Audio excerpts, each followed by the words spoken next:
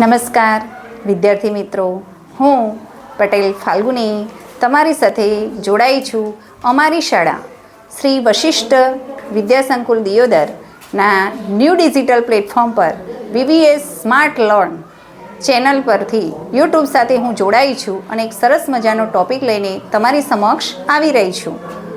ચલો મિત્રો, આમ તો આજના આધુનિક યુગમાં જોઈએ તો અંગ્રેજી ભાષાનું જ્ઞાન ખૂબ જ જરૂરી છે.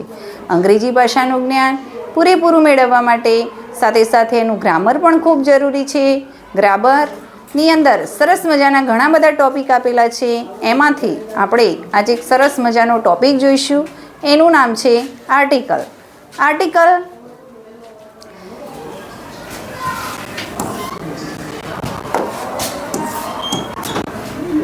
આર્ટિકલના મુખ્ય બે પ્રકારો પડે છે. એક છે ડેફિનેટ આર્ટિકલ અને બીજો છે ઇનડેફિનેટ આર્ટિકલ. તો આપણે ડેફિનેટ આર્ટિકલની અંદર ધ આવશે, ઇનડેફિનેટ આર્ટિકલની અંદર એ અને એન આવશે. ડેફિનેટ આર્ટિકલ એટલે નિશ્ચિત આર્ટિકલ કહી શકાય અને ઇનડેફિનેટ આર્ટિકલ એટલે અનિશ્ચિત આર્ટિકલ કહી શકાય.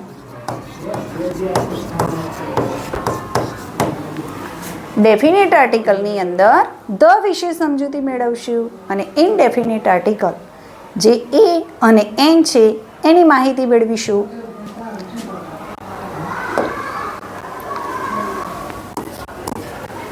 હવે આપણે જોઈએ ઇનડેફિનેટ આર્ટિકલની અંદર એ આર્ટિકલ. એની સમજૂતી મેળવતા પહેલાં આપણે અંગ્રેજી ભાષાની અંદર 5 સ્વર જોવા મળે છે આપણને. એ, ઈ, આઈ, ઓ અને યુ. આ આપણા 5 સ્વરો છે અને 5 સ્વરોને અંગ્રેજીમાં વોવેલ્સ કહેવામાં આવે છે. બાકીના બધા અંગ્રેજીના મૂળાક્ષરો જે 21 મૂળાક્ષરો છે તેને આપણે વ્યંજનો કહીએ છીએ. તો આપણા વ્યંજન કેટલા છે? તો વ્યંજન 21 છે, જ્યારે સ્વર 5 છે. તો આપણે સામાન્ય રીતે સમજૂતી મેળવી કે સ્વર આપણા 5 છે અને વ્યંજનો આપણા 21 છે. તો ગુજરાતીમાં અ, આ, ઉ, ઈ જેવી રીતે સ્વરો આવે છે એવી જ રીતે અંગ્રેજીમાં પણ 5 સ્વરો આવે છે. એ, ઈ, આઈ, ઓ, યુ. તો આ 5 સ્વરની આગળ આપણે પહેલાં આર્ટિકલ એન મૂકીશું અને 5 સ્વર સિવાયના જે મૂળાક્ષરો હશે તે આર્ટિકલ એ મૂકીશું. એના વિશેની પૂરતી સમજૂતી આપણે આ વિડીયોની અંદર જોઈએ. કોઈ એક વસ્તુ, પ્રાણી કે વ્યક્તિના નામનો ઉચ્ચાર અથવા એ વ્યક્તિ કે વસ્તુ, પ્રાણી વિશે આપણે વાત કરતા હોય ત્યારે તેમનો નામનો ઉચ્ચાર આપણે વ્યંજનથી શરૂ થતો હોય ત્યારે તે નામની આગળ આપણે આર્ટિકલ એ મૂકીશું. આર્ટિકલ એ મૂકવા માટે હંમેશા ઉચ્ચાર વ્યંજન હોવો જરૂરી છે. જે આપણે આગળ શીખી ગયા કે વ્યંજન સ્વર સિવાયના મૂળાક્ષરોને આપણે વ્યંજન કહીએ છીએ. હવે આપણે થોડા ઉદાહરણો જોઈશું, એની એક્સરસાઇઝ જોઈશું તો આપણને સમજણ પડી જશે કે કયા નામ, કયા ઉચ્ચારની આગળ, વ્યંજનની આગળ આપણે આર્ટિકલ એ મૂકી શકીશું. ધીસ ઇઝ ખાલી જગ્યા પર્સ. પર્સમાં પી એ વ્યંજન છે માટે આપણે ત્યાં શું મૂકીશું? તો આર્ટિકલ એ મૂકીશું. બીજું ઉદાહરણ જોઈએ. શી ઇઝ ખાલી જગ્યા ટીચર. તેણીની ટીચર છે. હવે ટીચર એટલે ટી આવ્યું. ટી એ વ્યંજન છે માટે આપણે ત્યાં પણ આર્ટિકલ એ મૂકીશું. ત્રીજું ઉદાહરણ છે. ઇટ ઇઝ ખાલી જગ્યા બુક. બુક બી એ આપણો વ્યંજન છે માટે તે આપણે આર્ટિકલ એ મૂકીશું. આગળનું એક ઉદાહરણ જોઈએ. ધીસ ઇઝ ખાલી જગ્યા કાઇટ. કાઇટ એટલે કે છે. એ કે એ વ્યંજન છે માટે તે આપણે આર્ટિકલ એ મૂકીશું. આગળનું એક ઉદાહરણ જોઈ લઈએ. ધેટ ઇઝ ખાલી જગ્યા ફ્લાવર. ફ્લાવર એટલે એફ આવ્યો. એફ એ ઉચ્ચાર વ્યંજન છે, માટે આપણે ત્યાં શું મૂકીશું? આર્ટિકલ એ મૂકીશું. આપણે સરસ મજાનો એક નિયમ ભણ્યા અને સરસ મજાનો નિયમ શીખ્યા કે કોઈ પણ વસ્તુ, પ્રાણી કે વ્યક્તિનો ઉચ્ચાર આપણે વ્યંજનથી થતો હોય તો ત્યાં આપણે આર્ટિકલ એ મૂકીશું. ચલો મિત્રો, હવે આપણો ઇનડેફિનેટ આર્ટિકલની અંદર એન આર્ટિકલ વિશે થોડુંક સમજીશું. તો કોઈ એક વસ્તુ, પ્રાણી કે વ્યક્તિના નામનો ઉચ્ચાર સ્વરથી થતો હોય ત્યારે તે નામની આગળ આર્ટિકલ એન મુકાય છે. આર્ટિકલ એન ના થોડાક આપણે એક્ઝામ્પલો જોઈશું. પહેલું જ એક્ઝામ્પલ છે આઈ હેવ ખાલી જગ્યા અમ્બ્રેલા. અમ્બ્રેલા એટલે અ બોલાય છે. અ એ આપણો સ્વર છે. એ, ઈ, આઈ, ઓ, યુ એ 5 આપણા સ્વર છે. તો અમ્બ્રેલાની આગળ આપણે આર્ટિકલ એન મૂકીશું. બીજું એક્ઝામ્પલ જોઈએ. હી હેઝ ખાલી જગ્યા ઓરેન્જ. ઓરેન્જ એટલે ઓ, અ ઉચ્ચાર થાય છે એનું, એ સ્વર છે એટલે ઓની આગળ પણ આપણે આર્ટિકલ એન મૂકીશું. સરસ. ચલો, ત્રીજું એક્ઝામ્પલ છે ઇટ ઇઝ ખાલી જગ્યા એપલ. તો એપલ એ અ ઉચ્ચાર છે, એ સ્વર છે, માટે ત્યાં પણ આપણે એન આર્ટિકલ મૂકીશું. આગળનું ઉદાહરણ જોઈએ. ઇટ ઇઝ ખાલી જગ્યા એલિફન્ટ. એલિફન્ટમાં ઈ છે, ઈ એ સ્વર છે, માટે ત્યાં એન આવશે આર્ટિકલ. ધેટ ઇઝ ખાલી જગ્યા આયરન. એમાં પણ આઈ છે. આઈ પણ કેવો છે? સ્વર છે, માટે ત્યાં એન મૂકીશું. ચલો, આપણે એક સરસ મજાનો નવો નિયમ શીખ્યા કે ભાઈ જે વ્યક્તિ, નામ કે વસ્તુનો ઉચ્ચાર આપણે સ્વરથી કરતા હોઈએ તો તે સ્વર હોય પહેલો શબ્દ તો તેની આગળ આપણે એન આર્ટિકલ મૂકીશું. આગળ જોઈએ એક અપવાદરૂપ વસ્તુ છે.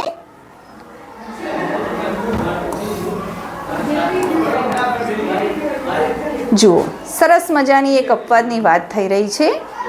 જે નામનો ઉચ્ચાર પ્રથમ અક્ષર તો વ્યંજન હોય પણ એનો ઉચ્ચાર, એ શબ્દ તો વ્યંજન આપેલો હોય, અક્ષર વ્યંજન હોય, પણ તેનો ઉચ્ચાર સ્વર હોય ત્યારે આપણે આર્ટિકલ એન મૂકીશું. તમે એના થોડાક ઉદાહરણ જોશો એટલે તમને થોડો ખ્યાલ આવી જશે અને આ નિયમ પણ તમે સરળતાથી યાદ રાખી શકીશો. ખાલી જગ્યા ઓનેસ્ટ મેન.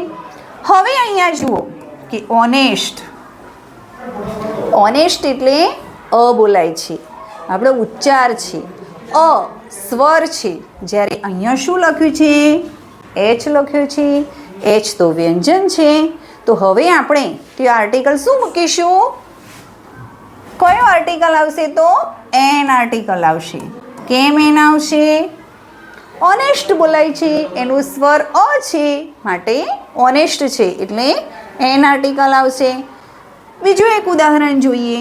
ST bus.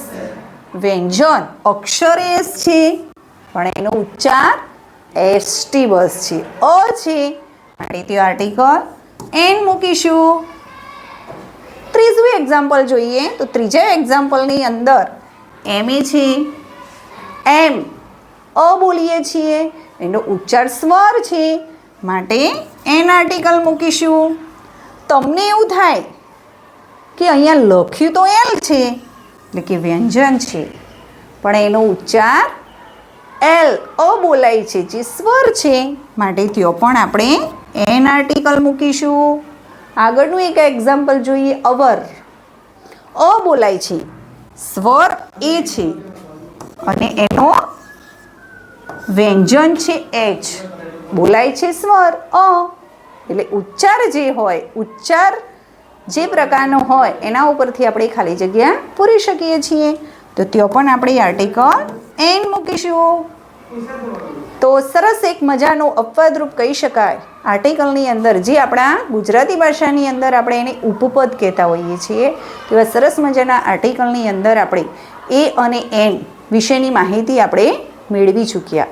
જે અંગ્રેજી ગ્રામરની અંદર એ અને એન આર્ટિકલની ખાલી જગ્યાઓ ધોરણ 5 થી ધોરણ 10 સુધી એક્ઝામની અંદર આવતી હોય છે. તો એ અને એન આર્ટિકલનો જે ભેદભાવ છે એ આપણે સમજી ચૂક્યા. હવે આપણે આર્ટિકલ ધ લઈશું, જે ડેફિનેટ આર્ટિકલ કહી શકાય છે, નિશ્ચિત આર્ટિકલ છે, જે ચોક્કસ છે, જે નિશ્ચિત છે એ વસ્તુ માટે આપણે ધ આર્ટિકલનો ઉપયોગ કરતા હોઈએ છીએ. કોઈ વસ્તુ, વ્યક્તિ કે પ્રાણીના નામનો એકવાર ઉલ્લેખ થયો હોય અને ફરીવાર તેના વિશે આપણે વાત કરવી હોય તો આપણે ધ આર્ટિકલનો ઉપયોગ કરી શકીએ છીએ. થોડાક એના ઉદાહરણો જોઈશું.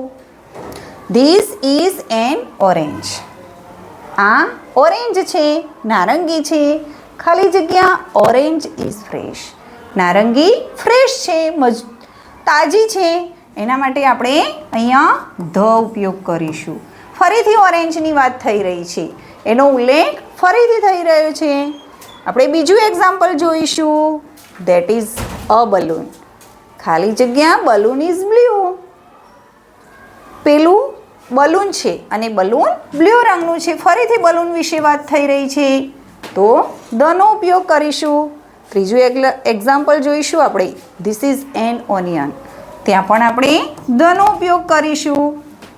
આગળનું એક એક્ઝામ્પલ જોઈએ. That is a tree. ખાલી જગ્યા ટ્રી ઇઝ ગ્રીન. તો વૃક્ષ લીલું છે, પેલું વૃક્ષ છે, વૃક્ષ લીલું છે, વૃક્ષની વાત ફરીથી કરવામાં આવી, એના માટે આપણે ધ આર્ટિકલનો ઉપયોગ કરી શકીશું. This is a chair. આ ચેર છે, ખાલી જગ્યા chair is black. Chair black રંગની છે, એના માટે ફરીથી ચેરની વાત થઈ, એના વિશિષ્ટતાની વાત કરવામાં આવી તો તેઓ પણ આપણે ધ આર્ટિકલનો ઉપયોગ કરી શકીશું. ચલો મિત્રો, હજુ ધ વિશે આપણે થોડી વધારે સમજણ મેળવીએ. તો ધ આર્ટિકલનો ઉપયોગ આપણે સૂર્ય છે, ચંદ્ર છે, તારાઓ છે, આકાશ છે, સનાતન પદાર્થો માટે પણ આપણે તેનો ઉપયોગ કરી શકીએ છીએ. સાથે સાથે નદીઓ છે, પર્વતોની હારમાળાઓ છે, સાગર છે, ખંડો છે, પ્રજાઓ છે, જહાજો છે, પ્રખ્યાત ઇમારતો છે, ધર્મગ્રંથોના નામની આગળ પણ આપણે આર્ટિકલ ધ મૂકી શકીએ છીએ. એક્ઝામ્પલ જોઈ લઈએ આપણે. સન. તો સન એ સનાતન પદાર્થની વાત થઈ રહી છે, સનાતન વસ્તુ છે. સૂર્ય. તો તેઓ પણ આપણે ધ આર્ટિકલ મૂકીશું. સ્કાય સનાતન વસ્તુ છે, ધ આવી શકે છે. રામાયણ જે આપણું ધર્મગ્રંથ કહી શકાય છે, તેઓ પણ આપણે ધ મૂકીશું. આગળ આપણે એનો ઉલ્લેખ કરી ચૂક્યા છીએ. તાજમહલ ધ આવશે ત્યાં. અને આપણી ગંગા રિવર નદી માટે પણ આપણે ત્યાં ધનો ઉપયોગ કરી શકીશું. સરસ. ચલો મિત્રો, આજે આપણે એ, એન અને ધ આર્ટિકલ જે આપણે ગુજરાતીમાં ઉપપદ કહી શકીએ છીએ અને આમાં આર્ટિકલની સરસ મજાની માહિતી આપણે મેળવી ચૂક્યા કે એ આર્ટિકલ ક્યાં મુકાય, એન આર્ટિકલ ક્યાં મુકાય અને ધ આર્ટિકલ ક્યાં મુકાય. તો હવે આ ત્રણ આર્ટિકલોની થોડીક એક્સરસાઇઝ આપણે કરી લઈએ.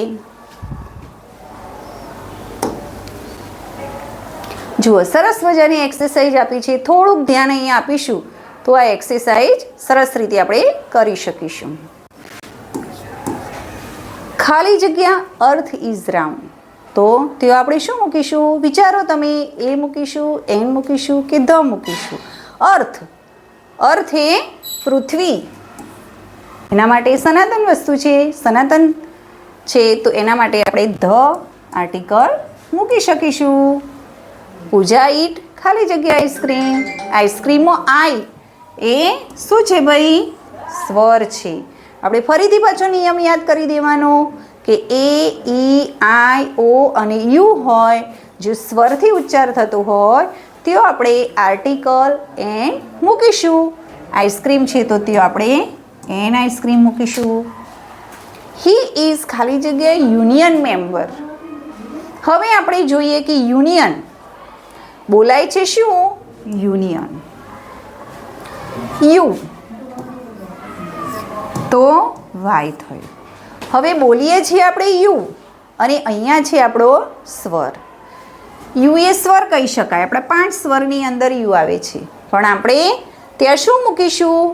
કારણ કે એનો ઉચ્ચાર ય છે, એટલે ત્યાં આપણે આર્ટિકલ એન મૂકી શકતા નથી. ત્યાં આપણે આર્ટિકલ એ મૂકીશું. આપણે આગળ નિયમ ભણ્યા કે જે વસ્તુ કે નામ એનો ઉચ્ચાર આપણે સ્વરથી થતો હોય તો ત્યાં આપણે એન આર્ટિકલ મૂકી શકીએ છીએ, પણ એનો ઉચ્ચાર વ્યંજનથી થતો હોય તો ત્યાં આપણે આર્ટિકલ એન મૂકી શકતા નથી. ત્યાં આપણે આર્ટિકલ એ મૂકી શકીએ છીએ. હવે જોઈએ આગળ. ધીસ ઇઝ ખાલી જગ્યા એન્જિન. એન્જિનમાં ઈ આવે છે જે અ છે, માટે એનો ઉચ્ચાર સ્વરથી થયો, માટે આર્ટિકલ આપણે એન મૂકીશું. ધેટ ઇઝ ખાલી જગ્યા પોટ. પોટમાં પી જે આપણો વ્યંજન છે એના માટે આપણે આર્ટિકલ એ મૂકીશું. ઇટ ઇઝ ખાલી જગ્યા એલિફન્ટ. એલિફન્ટમાં ઈ છે અને ઈ એ સ્વર છે, માટે આપણે ત્યાં આર્ટિકલ એન મૂકીશું. ધેટ ઇઝ ખાલી જગ્યા મૂન. મૂન તો ચંદ્ર છે, મૂનની વાત થઈ રહી છે, જે સનાતન વસ્તુની વાત છે, માટે તો આપણે ધ આર્ટિકલ મૂકીશું. ખાલી જગ્યા કુરાન ઇઝ હોલી બુક. અને ત્યાં ધની વાત થઈ રહી છે તો આર્ટિકલ ધ મૂકીશું. ઇટ ઇઝ ખાલી જગ્યા અમ્બ્રેલા. અમ્બ્રેલા યુ અ ઉચ્ચાર છે, માટે આર્ટિકલ આપણે એન મૂકીશું. ત્રીજા નંબરની ખાલી જગ્યામાં યુ હતું, ત્યાં આપણે ઉચ્ચાર ય થતો હતો, એટલા માટે આપણે આર્ટિકલ એ મૂક્યો હતો. અને અમ્બ્રેલા યુ છે, માટે આપણે આર્ટિકલ એન મૂકીશું. ઇટ ઇઝ અ કાઉ. ખાલી જગ્યા કાઉ ઇઝ યુઝફુલ એનિમલ. ફરીથી કાઉની વાત થઈ રહી કે તે ગાય છે અને ગાય ઉપયોગી પ્રાણી છે, માટે ફરીથી એ નામનો ઉલ્લેખ થયો. આપણે આગળ નિયમની અંદર જોઈ ચૂક્યા કે ફરીવાર એ વસ્તુ કે નામનો એનો ઉલ્લેખ થાય તો આપણે આર્ટિકલ ધ મૂકી શકીએ છીએ. તો મિત્રો, સરસ મજાની આપણે માહિતી એ એન અને ધ આર્ટિકલની આપણે આ વિડીયો દ્વારા જોઈ. આ વિડીયો ગમે હોય તો તેને લાઈક કરશો, શેર કરશો, સબસ્ક્રાઈબ કરશો.